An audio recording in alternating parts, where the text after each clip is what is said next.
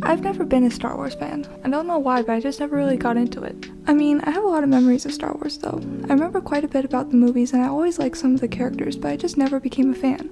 I remember watching A New Hope in class and really liking it, but I was never eager to seek out more Star Wars content. But there's a certain genre of Star Wars content that's really piqued my interest lately, and that's LEGO Star Wars. I always enjoyed watching LEGO Star Wars with my younger siblings, and recently I've been watching some of the cartoons again. The humor is elite, and I absolutely love Kirby Morrow's Anakin. I've also been playing the Skywalker Saga game with my brother lately, and playing through each movie has made me look more into the actual movies. Slay!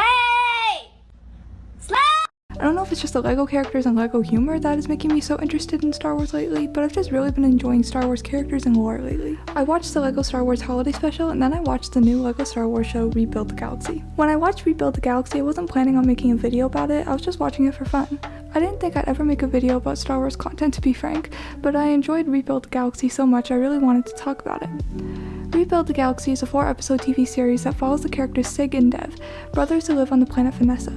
Sig is a history buff obsessed with telling stories, and Dev is very much the opposite, playing by his own rules and wanting to make his own stories.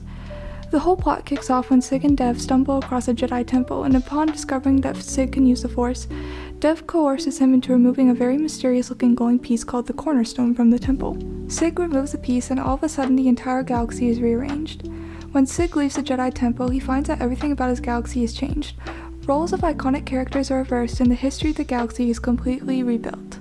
Sig and his droid Servo, as well as Jedi Bob, who is watching the whole thing, are the only ones who remember anything about what the galaxy used to be like. Sig all of a sudden finds himself being hunted by the Empire, being led by his brother, Darth Dev. I want to start by saying that the animation is absolutely stellar. The stop-motion-like feel of their movements is so creative and so satisfying to watch.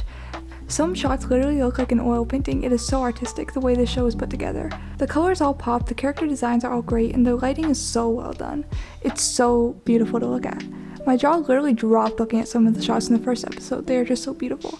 I would love to see more LEGO projects animated like this. It's so creative. Now let's talk about the characters. I wasn't expecting to get so invested in two completely new characters, but man, were they written well. I especially feel like I related to Sig, just feeling like I don't want anything to change and that life sort of passes me by because I'm too scared to take chances.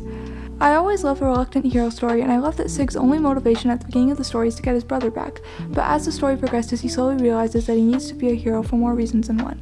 Sig's speech in episode 3 to the Jedi is very good, and I like how he says to be a hero, all you need to do is try your best to make things better. I love that Sig learns the lesson that Dev was trying to tell him through having to defeat Dev.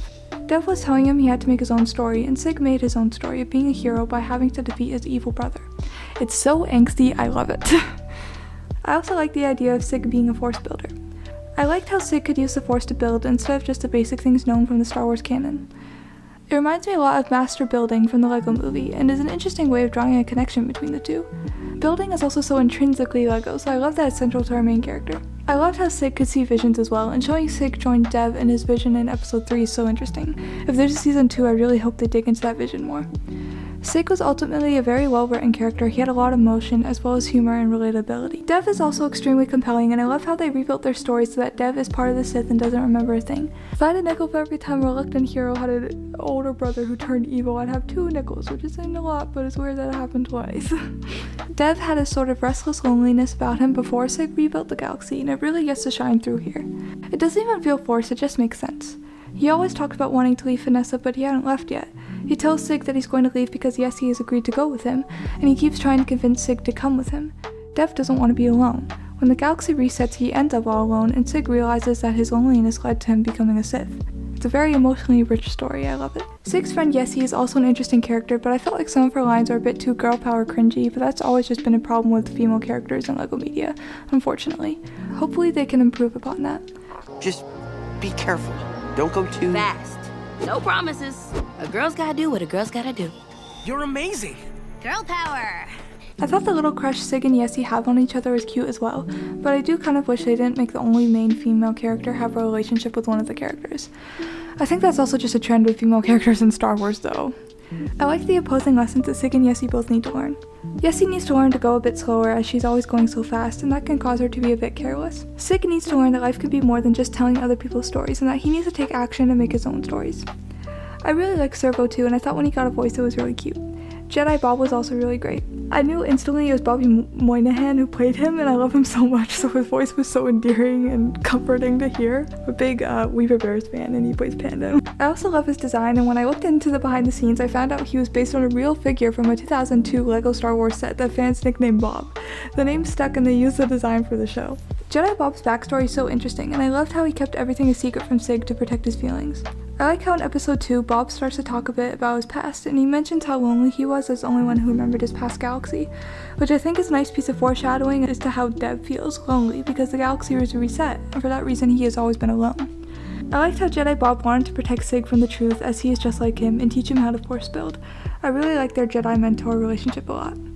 Every original character from Star Wars that had their history change was also done very well. My favorites were Darth Vader and Han Solo. The more I see Darth Vader portrayed in LEGO media, the more I think of him as such a teacher's pet. I liked how Han Solo betrayed them. I definitely didn't expect it.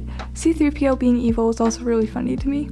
It's so different from his original character. I've always liked C-3PO and people have compared him to me my whole life, so he's a character I've always had a soft spot for, even not being a Star Wars fan. Every character was so well written, and even if they were just there for quick scenes, they were great. As always, when it comes to LEGO, the humor is elite. One of my favorite jokes was when Sig says he told Luke and Leia about Anakin and then they're leaving and you can see them in the background talking to Darth Vader and him just being confused. It was really funny. The emotional beats were also perfect. I loved this line, it actually slapped. Of course I'm gonna break this galaxy, because it broke me first. I love the shot after Dev and Sig fight and the ground separates. It's obviously a reference to the scene with Obi-Wan and Anakin, but in reverse. I just love the parallel. Dev has the high ground. I love that Dev lets Sig go, as it shows that Sig got through to him in some sense. It also opens up a lot of possibilities for another season, just like the cliffhanger in the final episode, where Darth Rey and Darth Rose Tico ask Lando as a Mandalorian to capture Sig. I also love Lego Grogu, he's so precious. Perhaps my favorite part of the whole show was one of the last scenes where Sig tells Jedi Bob that he is recording the stories of his galaxy, of his brother and his life before everything is rebuilt. I think it's a lovely way of intersecting who he once was while also showing who he is now as they board their ship to keep going on their own adventures. Overall, Rebuild the Galaxy is a fantastic series. It explores new characters while also giving a lot of room for old characters, which are all collectively written so well. It combines the humor that LEGO is known for with a really compelling and emotional story. The animation is breathtaking and the story is so rife with possibilities. And as someone who's not a Star Wars fan, it's so easy to jump into and enjoy. I hope there is a season 2 because this show is really so great.